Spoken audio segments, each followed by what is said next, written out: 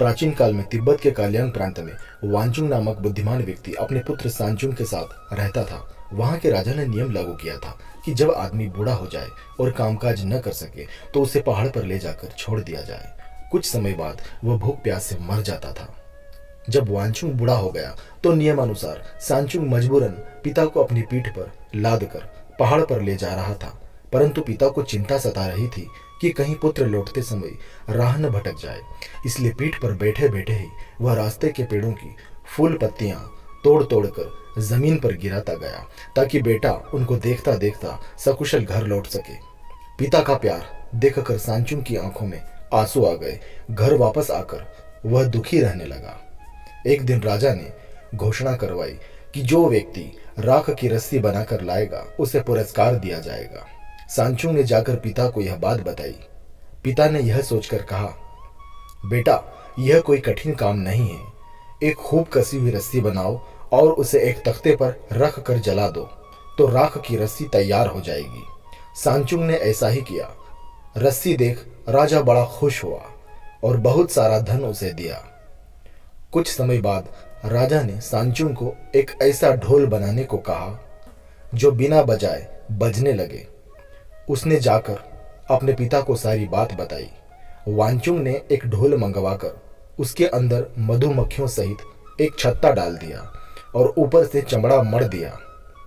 फिर बोला, बेटा इसे आराम से ले जाओ और राजा के सामने जाकर थोड़ा हिला देना। बेटे ने ऐसा ही किया। ढोल के हिलने डुलने से मधुमक्खियां इधर उधर उड़ी और ढोल के चमड़े से जा टकराई, जिससे ढोल अपने आप बजने लगा।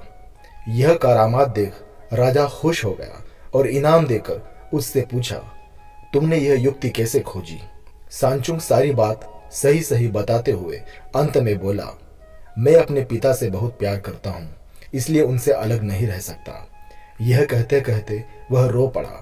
वृद्ध वांचुंग की समझदारी व तरकीब से राजा बहुत प्रभावित हुआ और बोला, मुझे आज पता चला कि बुजुर्ग लोग वास्तव में बुद्धिमान व अनुभवी होते हैं।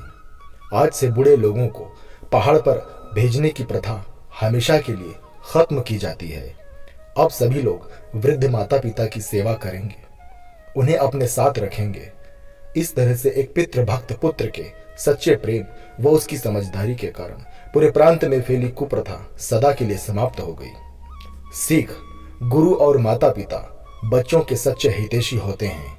ये तीनों जीवन में आने वाली कठिनाइयों व समस्याओं का सहज में ही हल निकाल देते हैं। जो उनका आदर सत्कार तथा सेवा पूजा करता है वह उनकी प्रसन्नता पा लेता है और जीवन संग्राम में सफल हो जाता है।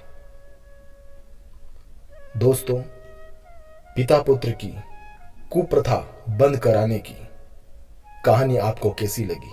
कमेंट में जरूर बताइएगा। धन्यवाद दोस्तों, धन्यवाद।